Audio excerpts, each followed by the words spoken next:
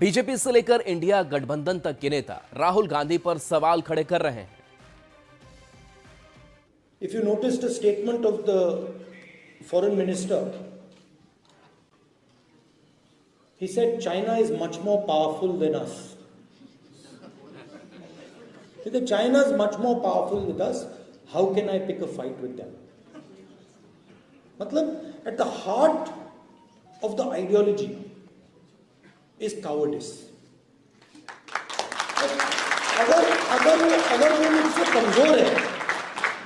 अगर वो मुझसे कमजोर है, तो मैं अपने 5-10 मित्रों के साथ उसको पीट दूंगा।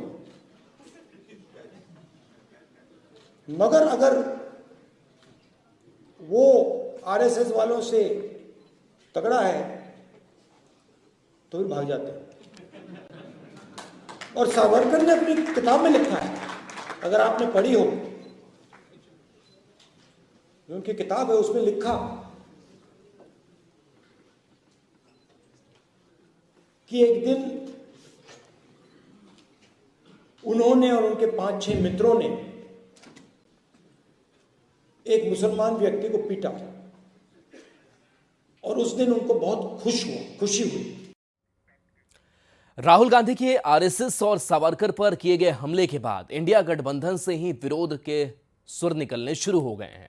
शिवसेना उद्धव गुट के नेता आनंद दुबे ने कहा कि राहुल गांधी और इंडिया गठबंधन के नेताओं को इस तरह की बयानबाजी से बचना चाहिए, जिससे बीजेपी को ताकत मिले।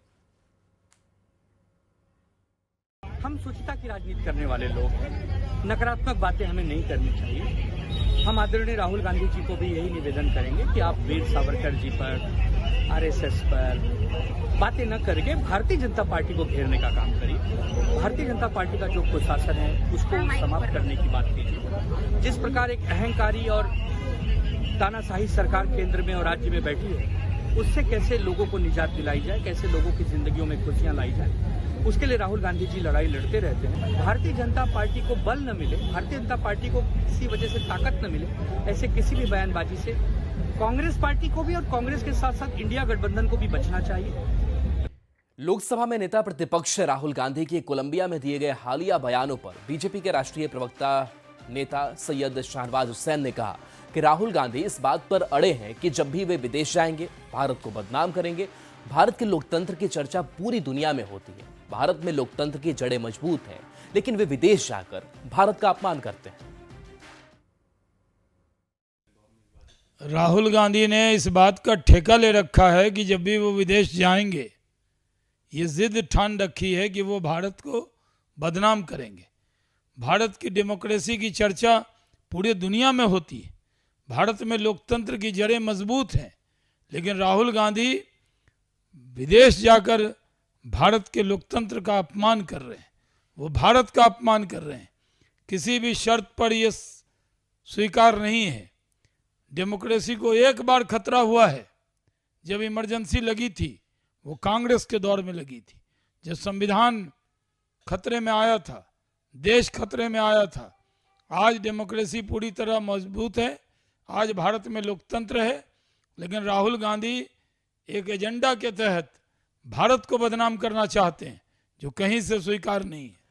राहुल के विदेश में दिए बयान के बाद मंत्री संतोष सिंह ने कड़ा पलटवार किया। उन्होंने कहा कि जो बिहार के लिए नहीं, अपने परिवार के लिए राजनीति करते हैं, इटली में कभी कोलंबिया में जाकर लोगों को तोड़ने की बात करते हैं, ऐसे लोगों को इस बार 2025 में खात्मा करना चाहिए। बिहार के लोगों को भला नहीं चाहते हैं, वही रावण को तो खत्म करना है। और माता रानी की कृपा रही तो 2025 में वैसे सभी रावण जो बिहार के लिए नहीं, अपने परिवार के लिए, और कुछ लोग तोड़ने वाले जो लोग हैं, इटली में, कभी कंबोडिया में, कहीं और जाके, वैसे रावण का इस बार 2025 में माता रानी की कृपा से खात्मा होगा। बढ़ते आगे मोतिहारी